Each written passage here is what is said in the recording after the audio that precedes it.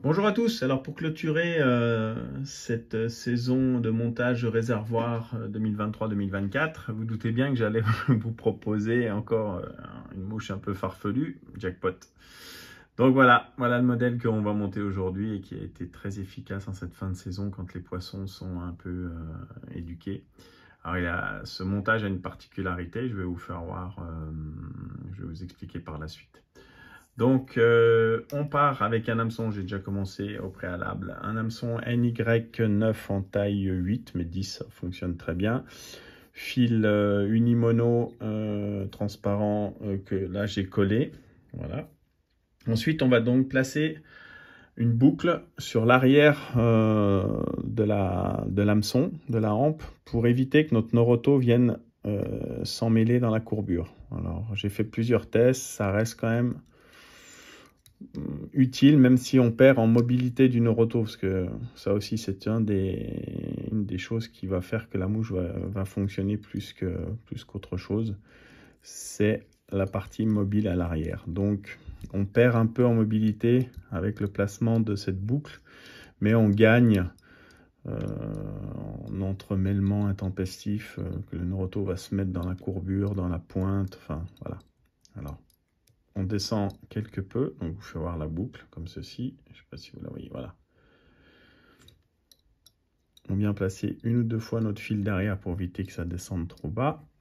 Là, ben forcément, on va mettre pas mal de colle pour vraiment solidariser tout ça, qu'on essuie. Ensuite, on va placer notre noroto. Donc noroto, voilà, on ne présente plus. On va retirer un téton auquel on va enlever les fibres sur la partie pour la fixer, et surtout on va la fixer par ces fibres là, ces 4 fibres qui servent à fabriquer le téton. Pourquoi? Parce que si on le fixe comme ici, on va gagner en mobilité, que si on prenait directement le noroto, voilà, vous voyez, on a moins de mouvement possible. Là on est vraiment sur quelque chose qui bouge très bien, donc on vient la placer, fixer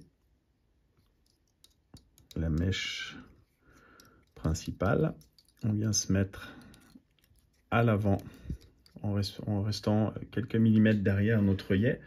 On va placer notre faume, donc là c'est un 2 mm, et on va former des annelures.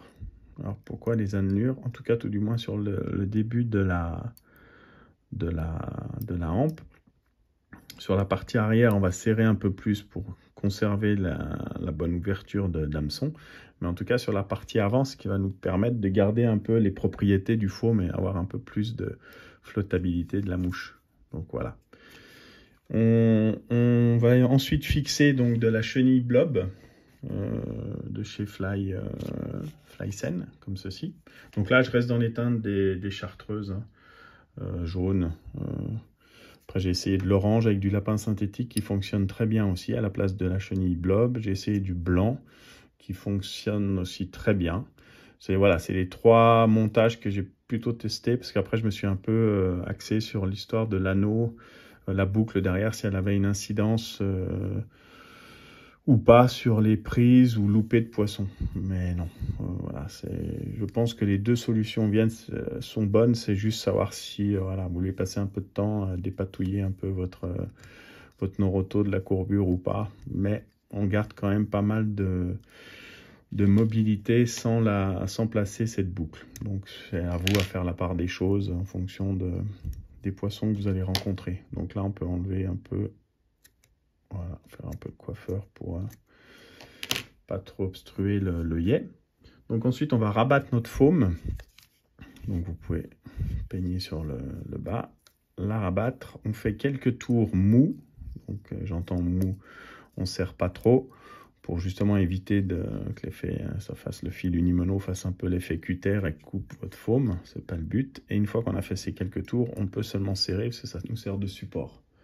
Donc là, voilà, on obtient ceci. On va couper la bavette devant.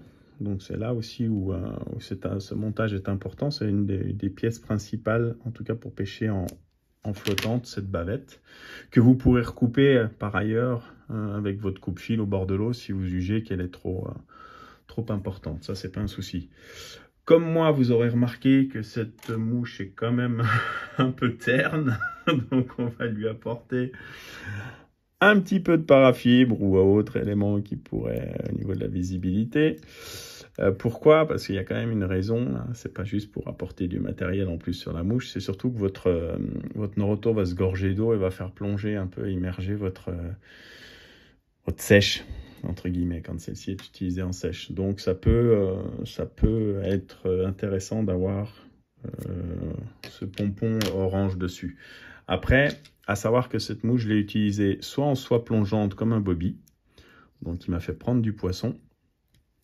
Donc, est-ce que le orange là en question aura effet de tag ou pas? Je sais pas ce que ça... Mais en tout cas, voilà. Je vous montre le modèle que j'ai monté et qui a fonctionné. Donc, voilà. Donc, on reste sur quelque chose d'assez simple en termes de montage. Je ne vais pas trop descendre sinon. Et donc ensuite l'utilisation. Alors, comme je vous l'ai dit, donc soit plongeante, et puis on ramène comme un bobby. Je pense que la bavette quand même devant fait jerker un peu la mouche. Et puis surtout ce qui est intéressant, c'est avec une soie flottante et un bas de ligne flottant, de pêcher avec cette mouche. Alors, vous allez me dire, oui mais ça va faire vriller le fil, la bavette. Oui, justement, c'est l'intérêt de la bavette.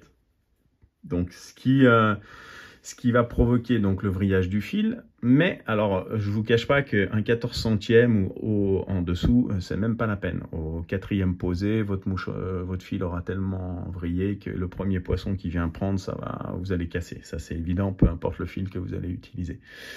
Après, moi j'ai utilisé du Fly System, le Clearline en 16, voire en 18. Et en fin de compte, on arrive quand même à avoir un fil qui vrille, mais à avoir une solidité qui est nettement plus élevée. Donc, en fait, ce qui va se passer, c'est que votre mouche, vous allez la poser sur l'eau. Alors, on parle d'eau statique, hein, pas de vagues ou autre. Même si dans les vagues, ça fonctionne tout aussi bien, parce qu'il y a le mouvement du Noroto et autres. Mais en tout cas, sur de l'eau qui est vraiment lisse, où vraiment il y a très peu d'activité. Et voilà. Et à part si vous servez des courants ou d'une arrivée d'eau, voilà. Ça peut donner du mouvement à votre mouche.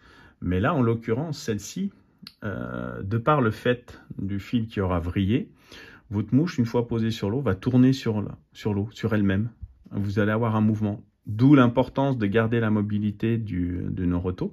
Et ça fait une mouche, en fait, qui n'est pas strippée, qui n'est pas animée, mais qui s'anime toute seule. Et en fin de compte, j'ai pu remarquer que sur des poissons qui sont quand même relativement, en cette fin de saison, un peu qui rechignent à prendre des trucs, à part si vous passez vraiment sur du chironome, une pêche très fine, en fil très fin, de la sèche appropriée au plan d'eau où vous pêchez, vous pouvez toujours avoir un effet qui va être bénéfique. Ou alors, vous choisissez l'autre solution du truc vraiment folklorique avec une action qu'elles n'ont jamais vue, et vous allez avoir aussi de belles surprises. Moi, en tout cas, c'est ce qui m'est arrivé.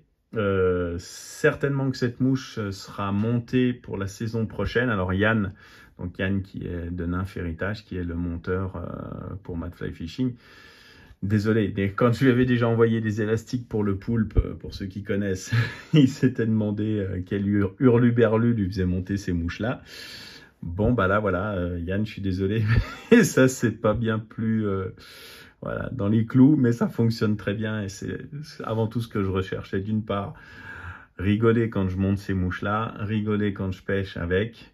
Et puis surtout, c'est de voir la tête des pêcheurs au bord de l'eau quand ils voient qu'avec ces mouches-là, on arrive à prendre du poisson. Donc, c'est tout bénéfique. Donc, j'espère que ça le sera pour vous aussi. Puis en tout cas, vous allez sourire quand vous allez monter ça. Puis surtout que ça vous rapportera de belles truites. Et surtout, à ne pas négliger, je pense que pour les chefennes en rivière, je pense que je vais en mettre une ou deux dans le gilet parce que ça peut être vraiment intéressant. On pourrait avoir des surprises.